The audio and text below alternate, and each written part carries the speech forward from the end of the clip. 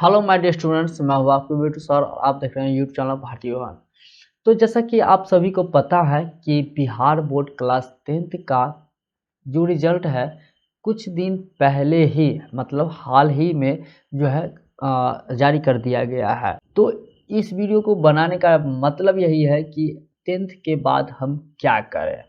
ये बहुत सारे पेरेंट्स होंगे या बहुत सारे स्टूडेंट होंगे जिसके मन में ये क्वेश्चन हमेशा आता है कि 10वीं के बाद हम क्या करें।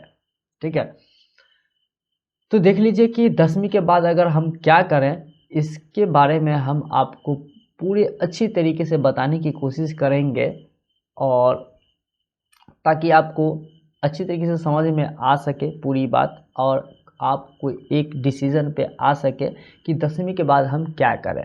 क्योंकि 10वीं के बाद जो है लोग उतना ना समझ होते हैं, लोगों को ये जो है ज़्यादा पता नहीं होता है, तो कुछ भी स्ट्रीम ले लेते हैं। ठीक है, यानी फैकल्टी ले लेते हैं और बाद में उसको पछताना पड़ता है या फिर फैकल्टी को चेंज करना होता है। बहुत सारे ऐसे भी होते हैं कि फैकल्टी ले लेते हैं लेकिन बाद में वो चेंज नहीं हो पाता है। ठीक है, तो इस ऐसे बहुत सारी गलतियां हैं जो अक्सर लोग करते हैं। तो उसी गलतियों को जो है हम आपके सामने रखेंगे और आपको पूरी डिटेल में हम कोशिश करेंगे बताने का कि 10th के बाद हम करें क्या। आप बिहार बोर्ड 10th का एग्ज़ाम दिए हो, पास कर गए हो, तो उसके बाद आप 11th में एडमिशन करवाओगे। तो 11th में जो एडमिशन करवाओगे तो आप फैकल्टी क्या रखोगे, उसके बारे में हम इस वीडियो में पूरा बात बताएंगे, पूरी चर्च करेंगे। इस वीडियो को जो है आपको शुरू से लेकर एंड तक देखना होगा, तभी आप इस वीडियो की पूरी बात समझ में आ पाएगी, नहीं तो समझ में नहीं आ पाएगा। आप आधा अधूरा समझोगे और उसके बाद जो कोई डिसीजन पर नहीं आओगे फिर गलती करोगे, तो फिर अब आप वीडियो के नीचे में आकर के कमेंट करोगे कि सर ऐसी ऐसी बात है, आपने बताया वैसा किए लेकिन ठीक नहीं हुआ। तो इसलिए हम एक ही बात कहेंगे कि वीडियो को शुरू से लेकर एंड तक देखिए। आप उसके बाद जो है इस मुद्दे पर आप खुद से पहले विचार कीजिए, उसके बाद कोई डिसीजन पे आइए।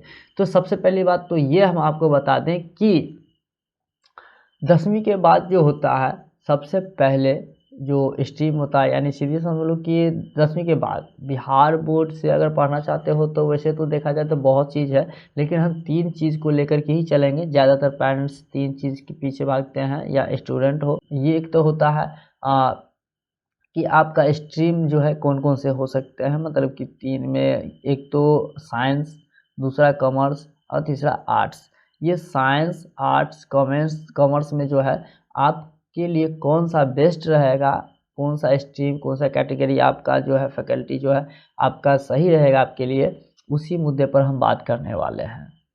तो सबसे पहले हम बात करते हैं कि साइंस कैटेगरी के लोग या साइंस फैकल्टी के जो स्टूडेंट होते हैं उनको क्या करना होता है। यानी सीधी सी बात समझ लिए कि जी कि साइंस के पढ़ने से, यानी हम आपको ये बता दें कि साइंस के पढ़ने से आपको क्या सब फैसिलिटी मिलने वाली है। तो सबसे पहली बात समझ लीजिए कि इज्जत खूब ज़्यादा मिलती है इस साइंस फैकल्टी से पढ़ने के में। ठीक है, उसके बाद जो है इसमें सबसे बड़ी बात जो ये है कि अगर आप 11th जो है इंटर जो होता है वो आप साइंस से कर लोगे। अगर ग्रेजुएशन में अगर आपका मन हो कि हम साइंस से नहीं पढ़े, हम कॉमर्स ले या आर्ट्स ले, तो आप ले सकते हो।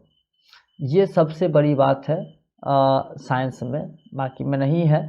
उसके बाद हम आपको ये भी बता दें कि जो साइंस से जो पढ़ते हैं लोग, तो साइंस से पढ़ने के बाद आप क्या बन सकते हो। सबसे पहली बात तो ये हम आपको बता दें कि साइंस लेने से या साइंस से पढ़ाई करने के बाद आप क्या क्या चीज़ का तैयारी कर सकते हो, क्या क्या चीज़ बन सकते हो। तो सबसे पहली बात आती है डॉक्टर। यानी सीधी सी बात समझ लो कि अगर जो भी स्टूडेंट हों या जो भी पेरेंट्स हों, वो एक ही बात सोचता है कि अगर हम साइंस से अगर लेते हैं तो डॉक्टर बनेंगे और दूसरा इंजीनियर बनेंगे। ठीक है, डॉक्टर या इंजीनियर। उसके बाद हम आपको ये भी बता दें कि जो साइंस से पढ़ाई करते हैं वो डॉक्टर तो बनते ही हैं, इंजीनियर तो बनते ही हैं, और आईटीएन भी बनते हैं, मतलब आईटी बनते हैं, शोध बनते हैं। शोध करने का मतलब ये हो गया कि रिसर्चर बनते हैं, रिसर्चर यानी कि रिसर्च करने वाले होते हैं, सो बनते हैं। मर्चेंट नेवी बनते हैं, फोरेंसिक साइंस वाले बनते हैं। उसके बाद जो है एथिकल हैकिंग जो होता है, हैकिंग करने का काम समझो वो भी इस साइंस वाले ही करते हैं, ठीक है। तो इतने सारे फैसिलिटी साइंस वाले को मिलते हैं। उसके बाद जो है हम आपको ये बता दें कि हम यहाँ पे पॉइंट बाय पॉइंट हम रखे हुए हैं ताकि हम आपको अच्छी तरीके से बता सकें, ठीक है। उसके बाद जो है आप साइंस स्ट्रीम मुख्यतः दो भाग में बट जाता है। साइंस फैकल्टी जो होता है वो दो भाग में बट जाता है। एक तो मेडिकल लाइन से चला जाता है और दूसरा क्या होता है कि इंजीनियर लाइन से में चला जाता है। यानी आपको क्या पता है कि दो फैकल्टी में बदल जाता है, मेडिकल और एक नॉन मेडिकल, ठीक है। यानी कि आप कह सकते हो कि डॉक्टर और इंजीनियर। तो इसमें जो हम आपको बता दें और इसमें ये भी बता दें कि मेडिकल यानी पीसीबी और नॉन मेडिकल यानी पीसीएम ये होता है। और इसी चीज़ को जो है हम आपको और डिटेल में अगर बताएं कि आखिर इसमें पढ़ना क्या सब होता है ना। तो हम आपको ये बता दें कि इसमें देखिए सबसे पहली बात तो ये कि आप मेडिकल हो या नॉन मेडिकल हो, वो आपको जो है फिजिक्स केमिस्ट्री दोनों में पढ़ना पड़ेगा, मेडिकल नॉन मेडिकल। यानी सीधी साफ समझ लो कि डॉक्टर इंजीनियर, डॉक्टर बनने के लिए आपको राउंड फिगर में हम बता दें कि डॉक्टर बनने के लिए या इंजीनियर बनने के लिए जो आपको पढ़ने की कोशिश ज़रूरत पड़ेगी वो केमिस्ट्री और फिजिक्स दोनों में पढ़ना पड़ेगा। बस यही अंतर है कि अगर आप क्या करते हो कि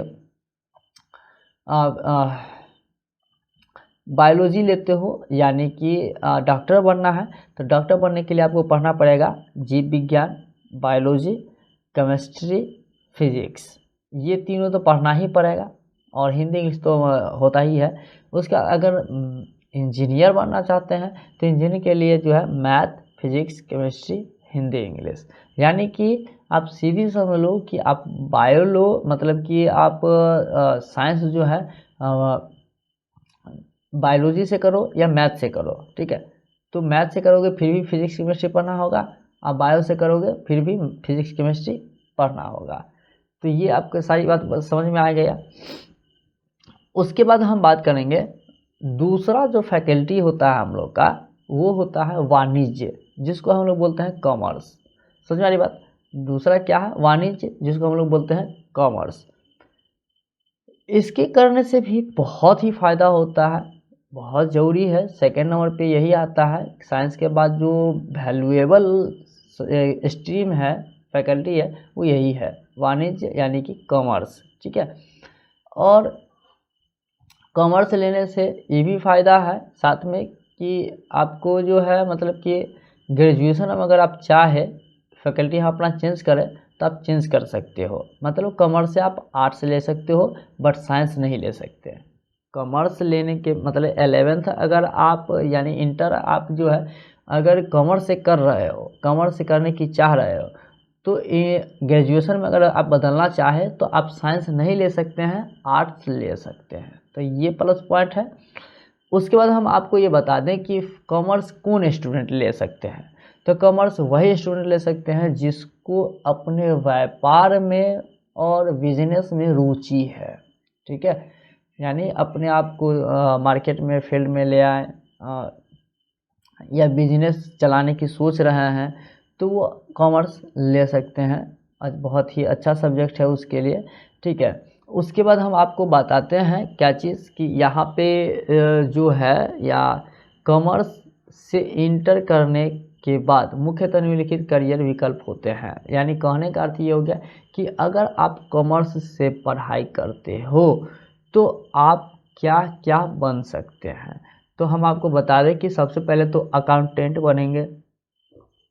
कॉमर्स से पढ़ने वाले स्ट्रीम से कॉमर्स स्ट्रीम से पढ़ने वाले जो स्टूडेंट होते हैं वो अकाउंटेंट बनते हैं। उसका किसी कंपनी में जो है सेक्रेटरी का काम कर सकते हैं। उसके बाद एमबीए कर सकते हैं, बन सकते हैं। उसके बाद फाइनेंशियल प्लानर बन सकते हैं। मैनेजमेंट अकाउंटेंट बन सकते हैं, चार्टर्ड अकाउंट बन सकते हैं, जिसको ये थोड़ा सा शॉर्ट में बोलते हैं CA, ठीक है, चार्टर्ड अकाउंट। ये सारे चीज़ आप बन सकते हो कॉमर्स के पढ़ाई करने से, और ये काफ़ी वैल्यूएबल सब्जेक्ट है, बहुत ठीक ही है, समझ में आ रही बात। और उसके बाद हम आपको ये भी बता दें साथ में कि इसमें आपको पढ़ना क्या पड़ेगा।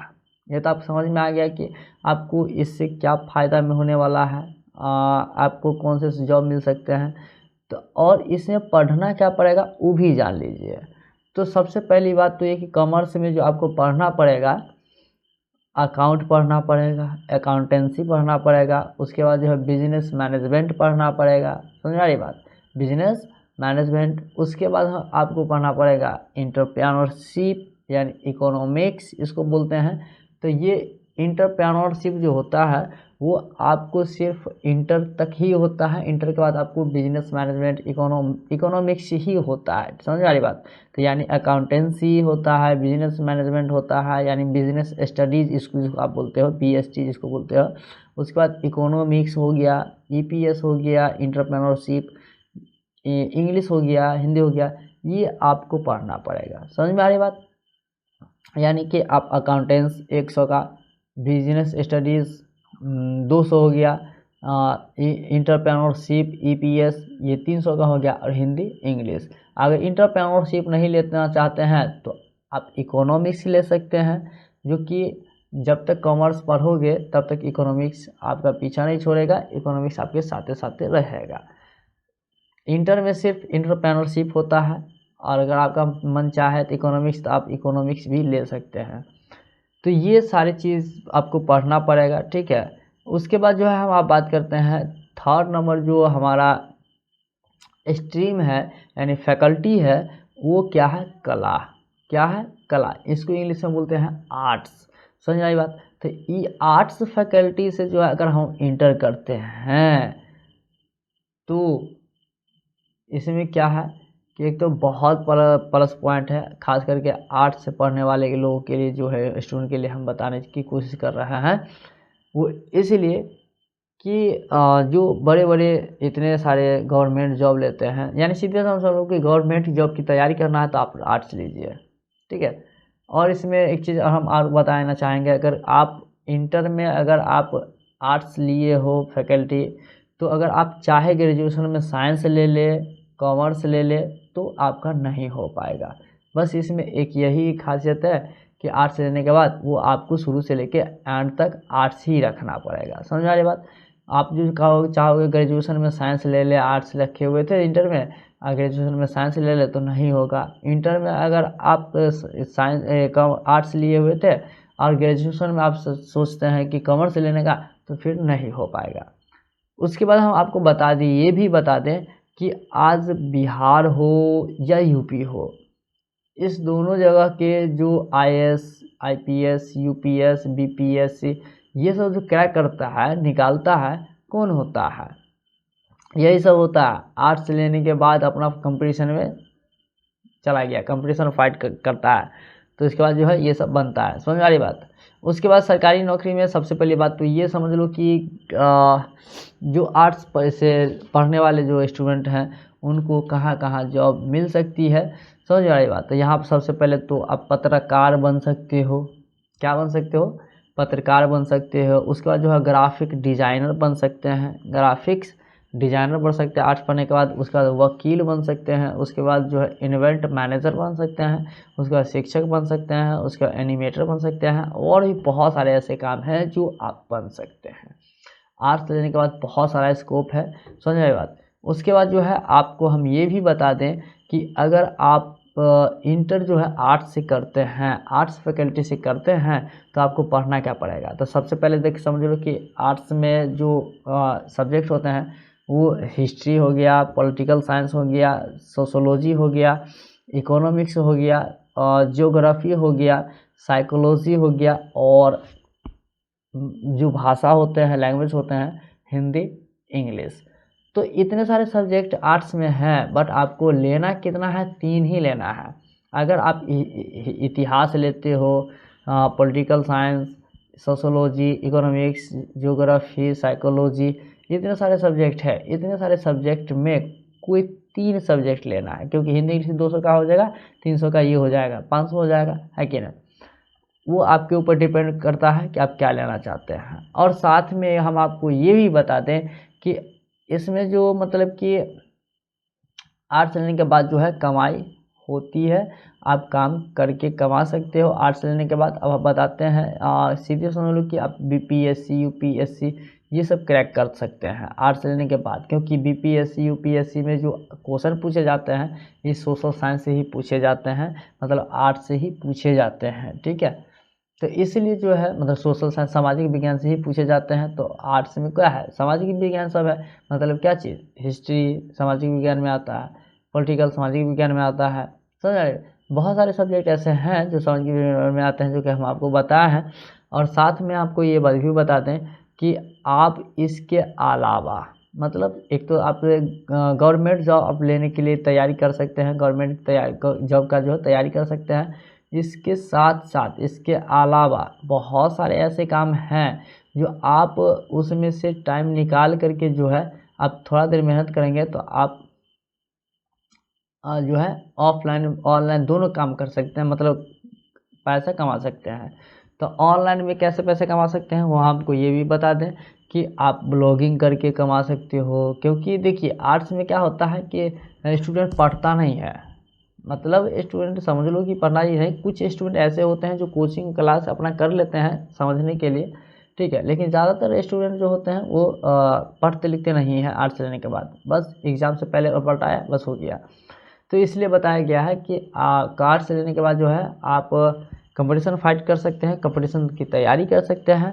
और अगर टाइम बचे तो आप अपने काम भी कर सकते हैं, कहीं पे काम करने के बाद आप कुछ पैसा कमा भी सकते हैं। जैसे कि हमने आपको बताया कि हम जो है क्या करते हैं कि ऑनलाइन भी कमा सकते हैं, कुछ टाइम निकाल करके अब ब्लॉगिंग कर लो, वीडियो बना लो, किसी चीज़ पे अपलोड कर दो, मतलब इस तरीके से समझ आ रही बात, भी कमा सकते हैं ऑनलाइन। उसके बाद जो है ऑफलाइन भी कमाने का बहुत अच्छा तरीका है, मतलब ऑफलाइन भी अपना कमाई कर सकते हैं कुछ भी करके, समझ आ रहे हो ना, कुछ भी करके आर्ट्स लिए हुए हो कुछ भी कर सकते हो। तो कुछ भी करने के बाद जो है आप इस तरीके से आप अपना कमाई कर सकते हैं। तो आई होप कि आपको जो है ये 10वीं के बाद हम क्या करें इसके बारे में आपको बहुत ही अच्छी तरीके से पता चल गया होगा। अगर आपको बहुत अच्छी तरीके से पता चल गया है तो प्लीज़ इस वीडियो को नीचे कमेंट करके हमको बता दीजिए, और इस वीडियो को लाइक कर दीजिए, अपने दोस्तों में शेयर कर दीजिए। और हमारे चैनल को अब तक सब्सक्राइब नहीं किया है तो प्लीज़ सब्सक्राइब कर लीजिए और बेल आइकन को भी दबा लीजिए। तो चलिए आज के लिए दैट्स ऑल, थैंक यू, मिलेंगे नेक्स्ट वीडियो में, तब तक के लिए जय हिंद।